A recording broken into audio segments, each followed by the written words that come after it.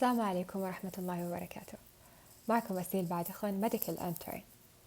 So today's topic is really one of the topics when you go through it, you will figure out, finally, the biochemistry lectures, they come into handy. So we're going to talk about the inborn error of metabolism, and I'm sure you may have heard this word before in your basic years.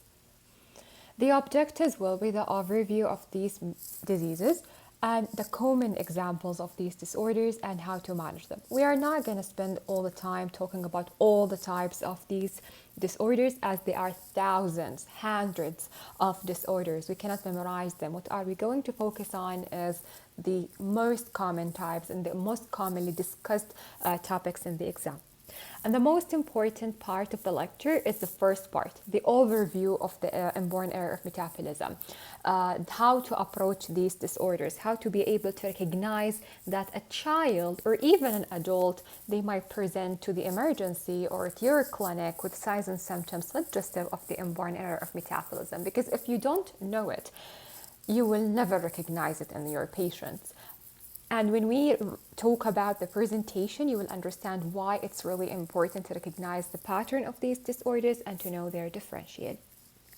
First of all, as ever, is a definition. And by understanding the definition, it will be very easy for you to recognize and to remember these diseases. So what are the inborn errors of metabolism? Are they infections? Are they inflammation? What kind of disease are we dealing with? From the name itself, we can understand some of what could be the disease. Inborn. So when I say inborn, then I mean this defect is there since birth. So it's something congenital, something it happens during the embryogenesis of that child. So it's something that the child or the affected individual is born with. He will not acquire it. But it's really important to keep that in your mind, because that will help you to recognize the pattern of the disease and to counsel the family later on.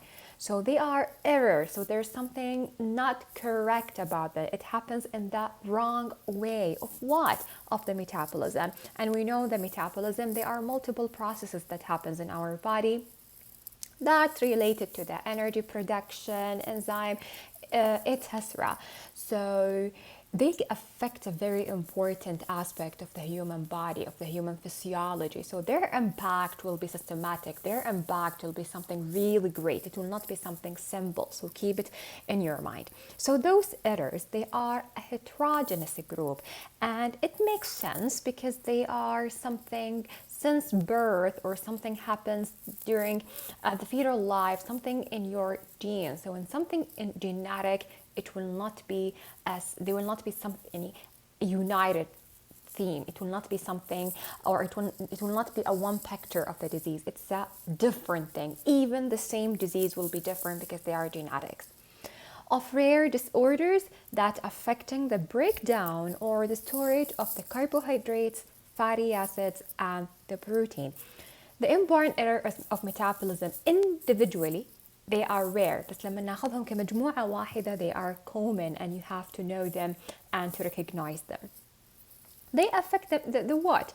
The breakdown or the storage. So the breakdown, some of the substance in our body, we need to break that substance to use it, or to get rid of the toxic effect of that substance. Store it, like for example, when we store the glucose as a glycogen, so that also can be affected in our body in these disorders of the major molecules or the major units in the body, the carbohydrates, the fatty acids, and the protein, and those are involved in vital processes and functions in the body: energy production, enzymes production, and etc. And the enzymes, they are involved in multiple functions in our body. So the energy production. So these disorders are serious, and they can leave a great impact on the affected individuals. So just by understanding the definition, you will know what you're expecting in these diseases. So we say they are inborn, so they are inherited mutations. So it's something in the genes, so it's something programmed. It tells you a hint about the treatment of these disorders. Until now, there's no cure for these diseases. It's all about controlling the symptoms according to the type of mutation we are dealing with. And by understanding that it is something inherited, that's really essential in terms of counseling of the family of the affected individual, because these inherited mutations, there are different modes. And also it's important to understand the mode of inheritance, because that also helpful in your counseling. These inherited mutation, they can be autosomal recessive, and the majority of the inborn error of metabolism by default they are autosomal recessive, except some types of the disease we'll come across too, and we will mentioning them because those disorders are the only disorders of the inborn error of metabolism that are different, that are not autosomal recessive. Those diseases, they could be either autosomal dominant or X-linked, and that's very helpful information for you in the exam. So when you are asked about that inborn error of metabolism, what the mode of inheritance, it's an autosomal recessive, except or until they mention those disorders that they could be either an X-linked or autosomal dominant, and we'll come across that when we talk about these disorders. So the epidemiology of these diseases, 50% of the inborn error of metabolism, they present in the neonatal period. And it's really essential for you to understand the onset of the disease, because as a presentation generally, as we will talk about it later, you will notice that the majority of these disorders, they present similarly, and just they are tiny hints or tiny features. They are characteristic and they can help you to distinguish these disorders. But sometimes in the first days of presentation, in the early phase of the disease, they could be very similar, these disorders. So one of the features that help you to distinguish is the onset of the symptoms. 50% they are in the neonatal period. We didn't say 100%. And that reflects the nature of these diseases. Especially these diseases, they affect the enzymes. And we know there is a connection between the mother and the fetus during the fetal life, which is the umbilical cord. And that umbilical cord, it can passes things from the mother to the baby, nutritions, the blood, and the blood that contains the nutritions and also contains some type of the enzymes. Because some of the inborn error of metabolism, the majority of them, they are enzyme deficiency, enzyme defect. So the child will get the enzymes from his or her mother. And for a time, they will be using the maternal enzyme. So we will not witness the signs and symptoms of that disease until the half-life of these enzymes is over and the body will get rid of it. So here, when they start to lose the maternal enzymes, they will have the signs and symptoms. Another reasons why they also present, they don't all present in the neonatal period. Not all of these are enzyme, or not all enzyme deficiency, they will affect the production of certain substance. But sometimes the enzymes are essential to get rid of that metabolite, and it will give you the accumulation effect. It will accumulate in the body, and the body will not be affected immediately when these substances are accumulating in the body. It takes time for the body to be affected, because in the beginning the body will be able to get rid of it, but later on, khalas, it will be saturated and it will not be able to get rid of that metabolite, so it will start to exert its effect on the body. And also they are genetic, so not all deficiencies are absolute. Some of them they're going to be relative. They're going to be just a deficiency that يعني حيكون عندهم كمية من الانزيمز الكافية أن تؤدي بعض من الوظائف لوقت معين until the demand increases as the child grows and then start to show more signs and symptoms as the child is growing. So that's why we say it's a 50%, and we emphasized on the 50% that the other 50% they will be throughout the life of the affected individual because of the variability of these disorders. So they are very variable. So it's something inherited, but does the negative family history rule out the disease? No. Remember, we say it's an autosomal recessive, so not necessarily the parents will show the signs and symptoms. It's the children, they will show the signs and symptoms. So the negative family history does not rule out the disease. The mechanism by which these disorders happen, we have three major mechanisms. The first mechanism, it's the direct toxicity of the accumulating substrate. So sometimes the deficiency of an enzyme or the defect in the storage will lead to that certain metabolite to be accumulating, and that metabolite, it should not be accumulating. Our body should get rid of it, but we don't have the enzyme necessarily to get rid of that metabolite, so it will accumulate in the body and causing toxic effect in the body of the affected individual. The second mechanism is the deficiency of the product. So sometimes we have the unit to build that molecule, but we need an enzyme to help us to transform it or to convert it to that essential product, the useful product. We don't have it, we are deficient of that product.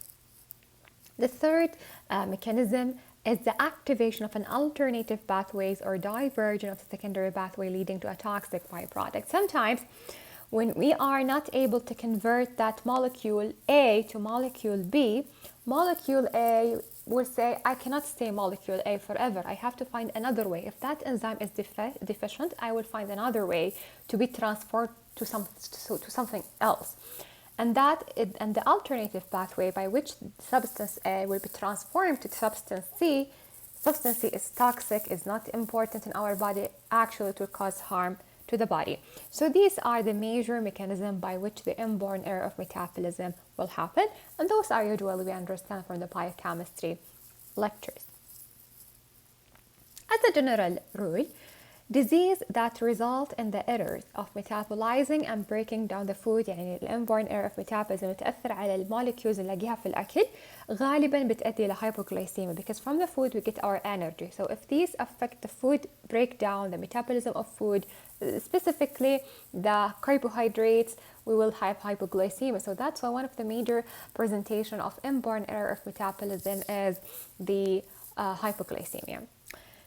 The disease that interfere with the excretion of metabolites will cause intoxication. So اللي يأثر على إخراج أو التخلص من بعض المركبات من الجسم، هذه المركبات اللي الجسم يتخلص منها فهي غالبا سامة، فلما تتجمع في الجسم راح تؤدي إلى السمية أو intoxication in the body. So just you understand the general concept of these diseases, it will make your life easier to remember these disorders, because as we say, there are thousands of examples and we just cannot really memorize all of them. So how do we study the inborn error of metabolism? Is by dividing the inborn error of metabolism into major groups. A group that affect, for example, the storage of the glycogen, and those disorders there are multiple examples. كل مرض يأثر على storage حق الجلايكوجين بطريقة معينة، فيكون عندهم شوية different presentation، لكن تشاركون إنه كلهم يأثرون على storage of the glycogen، فيكون في صفات مشتركة بينهم. في diseases تأثر على الفاتي acid oxidation، في كلهم صفاتهم الخاصة المتميزة فيها. في أشياء تأثر على الأمينو أسيدز، في أشياء تؤدي إلى تراكم الأورجانيك أسيدز. فكل فنفسها هي زي ما قلنا في الديفينيشن they are heterogeneous groups، فهذا الجروب متوزع على حسب إيش المولكيول اللي متأثر. فيكون مجموعة من الأمراض تأثر على الميتابوليزم حق هذه المولكيول بطريقة أو أخرى، يختلفوا في بعض البرزنتيشن لكي يتشابهون في البرزنتيشن الأساسية. So this is a general rule of the inborn error of metabolism. So what are the most common presentation of inborn error of metabolism? As a general rule, the inborn error of metabolism mainly affect two systems in the body, the GI and the nervous system. So keep that in your mind. So these presentation common are hypoglycemia, as we said previously, bradycardia, tachycardia, hypothermia, hyperpraxia, seizures, worrytime, which is hypotonia or floppy child, altered mental status, lethargy, and vomiting. See, ما في شيء مميز في هذا presentation. We can see this presentation in different diseases. So when you see these symptoms, always remember to understand the context اللي جات فيها. الage, الفاميلي history in وجد, other specific features, chronicity حق الsymptoms, acuity حق الsymptoms, age of the affected individual, history of infection, immune deficiency, to rule out, for example, sepsis لأنها can cause similar presentation, a history of diabetes عشان hypoglycemia. So You just have to understand الكونتكست اللي جات فيها هذا البرزنتيشن عشان نعرف كيف نرتب الليستة حق الديفرنشال diagnosis وإيش أهم الديفرنشال diagnosis لأن I should rule them out first before I consider the inborn error of metabolism. We have also to consider the inborn error of metabolism خصوصا في هذه الحالات اللي هي الكرونيك يعني ال previous slide هي أشياء present usually acute لكن السكند سلايد هنا الأشياء اللي present chronic in a child.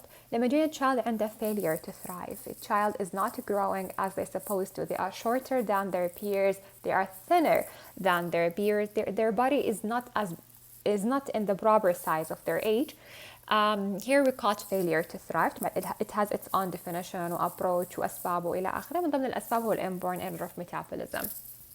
It makes sense لأنه في الأخير يأثر على الكربوهيدرات الأشياء اللي نحصل عليها على الطاقة القيام بالعمليات الأيضية في الجسم تساعد على النمو تأثر على البروتينز وتأثر على الهرمون production as well. It's really important to consider the failure to thrive in these individuals.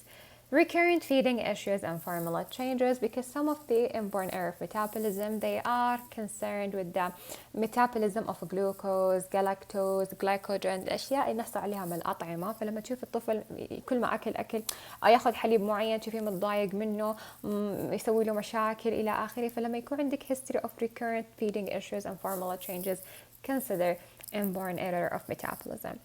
Reflux or gastroparesis, autonomic instability, behavioral or learning issues. Remember, we said the commonly affected system is the nervous system. And some of these metabolic, they are having a toxic effect. So they can damage the brain and they cause these behavioral or learning issues. When you have a neonate and you think the neonate is may having a sepsis, a picture of sepsis or an acidosis, consider the inborn error of metabolism in your differentiate. So what are the differential diagnoses of inborn error of metabolism؟ وهي الأشياء اللي لازم نحن we exclude it first قبل لا نقول إنه هذا inborn error of metabolism اللي هي عندنا من أهمها sepsis, very important to rule it out before I say this is an inborn error of metabolism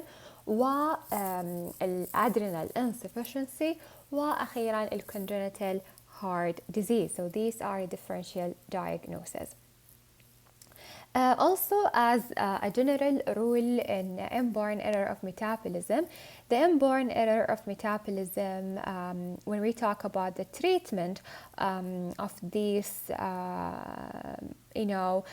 disorder, general rule, يعني you control the diet of these children, but you don't restrict the food. في بعض الأشياء نحن نقدر نمنع الطفل عنها لأنه لها alternative وفائدتها ممكن نلاقيها في أشياء أخرى لكن في أطعمة نحن ما نقدر نتخلص منها لأنه الطفل يحتاجها. ف what are we going to do is just to reduce to make it low in the diet but not to eliminate it completely. في الأخير نحن في مرحلة حساسة جدا في حياة الإنسان مرحلة الطفولة فيها النمو يعني يحصل أكثر شيء وأساسا فترة النمو. فإذا أنت منعنا عنه بعض الأطعمة وبعض المغذيات هذا بيؤدي أساسا إلى what we call failure to thrive.